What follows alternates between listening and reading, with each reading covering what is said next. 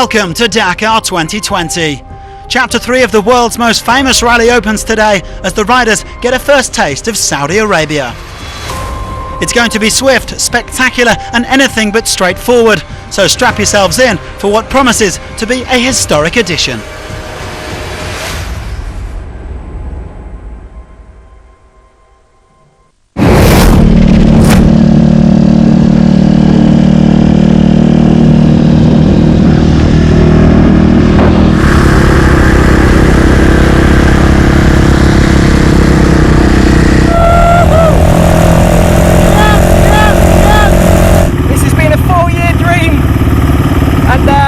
We're here at the start podium. It's a bit surreal really, can't actually believe it, but woo! Look at this mullet. Look at this mullet. It's the Romania Martin Prediments.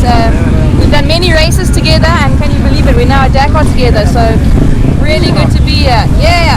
It's been exciting, it's a beautiful country and I can't wait to get out there and just sort of deserts, and I love Saudi Arabia and thanks for having us.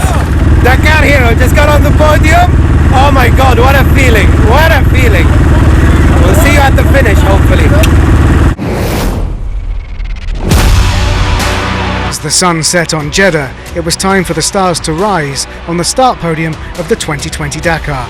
A spectacular show with champions and performers from the Cirque du Soleil. Salam alaikum. A festive evening for the many fans that gathered to cheer on the heroes of the Dakar. Those who have already won, and those, like Fernando Alonso, for whom the toughest rally in the world is about to reveal itself.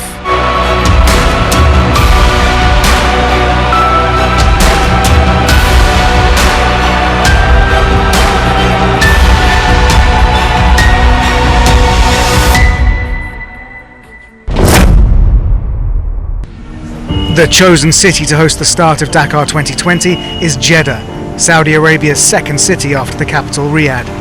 Home to over 4 million residents, it's a thriving modern metropolis built around an old district known as Al Balad, retaining its historic roots as a key coastal trading post for centuries, if not millennia. It is also the country's #1 tourist destination for both Saudis and international visitors, famous as a gateway to the holy pilgrimage site of Mecca, as well as a cultural and culinary hub in its own right. The biggest seaport on the Red Sea, Jeddah is crucial for exports and imports, and as such is the economic heart of Saudi Arabia, with many international banks having their Middle Eastern headquarters here. Right next to the crystal blue water, the skyline is evolving. Currently, over 100 new skyscrapers are under construction.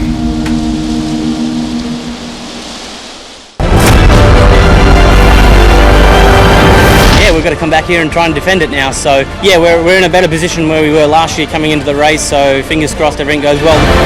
After 2 wins in South America, Toby Price is the man to beat in the bikes. Even last year in Dakar, everybody is happy, in Toyota. I put a lot of pressure, for Toyota to not stop, to development. Alati is putting the pressure on his team and rivals, while it's a new adventure for F1 star Fernando Alonso. Gentlemen and 13 ladies, start your engines. The race is on for 342 vehicles in Saudi Arabia.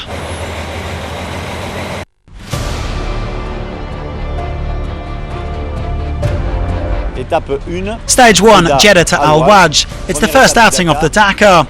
A very complete stage with tracks, a bit of navigation, sand and the first dunes. So we're starting with a stage that won't necessarily be an easy one. It's very complete. They'll have to be ready from the word go.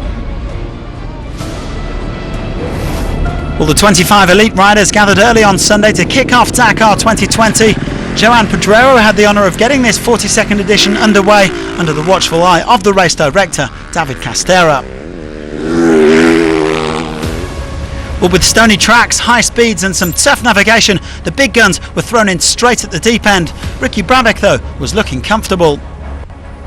It is a tricky balancing act between pacing yourself to find the right route and making sure that you don't lose too much time on the leaders. Experience also counts as well. Paulo Gonçalves, who switched from Honda to Hero this year, knows all about that. He's ridden in Africa, South America and now Saudi Arabia and was 10 minutes off the pace today. Also a solid outing for last year's top rookie Ross Branch. He's hoping to earn himself a spot with one of the factory teams. Laia Sands has taken part in the Dakar 9 times and finished it 9 times, and she's been the top woman in every outing. Showing off some of her silky skills here on the way to 21st place.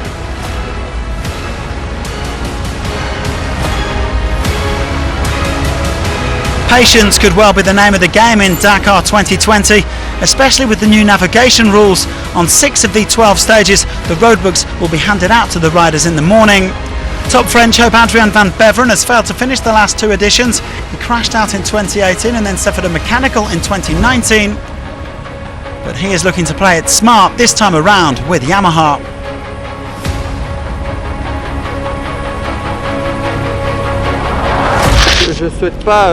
I don't necessarily want to win stages, that's not the goal. The goal is overall victory. But I can't lose too much time at the same time. I have to try and stay in the right group. Well, this was the top group, the leading 5 on the stage. KTM as ever in the hunt as they go in search of a 19th straight title.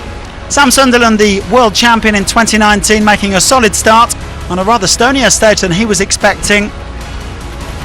The very first British winner of the Dakar, coming 5th on the day.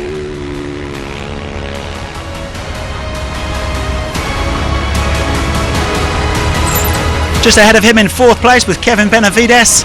A very different setting this for the Argentine after the switch from South America to Saudi Arabia. He's had a couple of injury problems this season, but he's been getting back on form. And he will of course be trying to help Honda land a first victory in the bikes since all the way back in 1989 through Gilles Delay.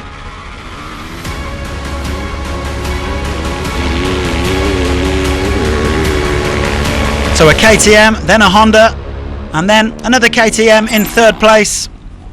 Matthias Walkner, the Austrian who has shown great consistency in recent years. A host of podium finishes, and of course his victory in 2018. He will clearly be one to watch as well. Honda and KTM trading blows, which has become a familiar theme in recent years, and it's surely going to be the case again in 2020. Back to Brabec, who suffered heartbreak on stage 8 last year, his engine failing with victory within his grasp. The Honda star is dreaming of becoming the first American to win the Dakar in the prestigious bikes category. And he was looking good on today's tracks.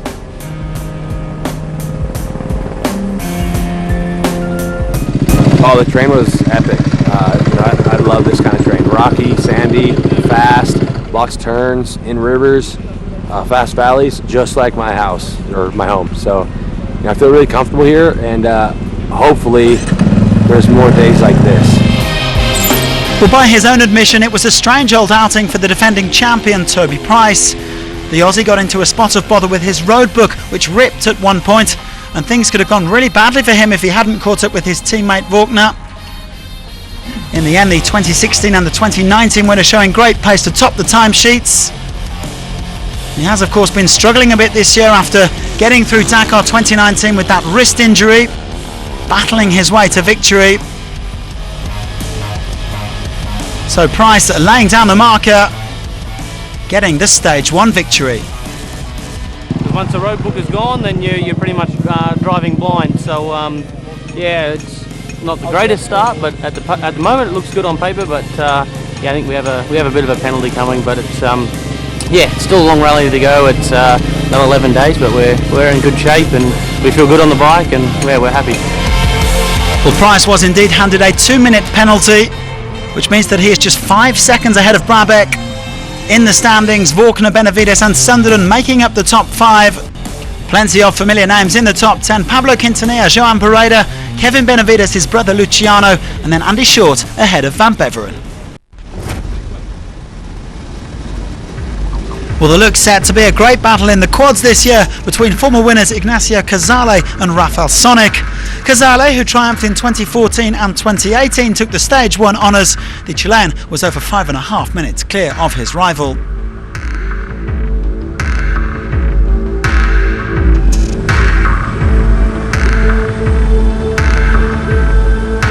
Estoy I'm very satisfied with the result.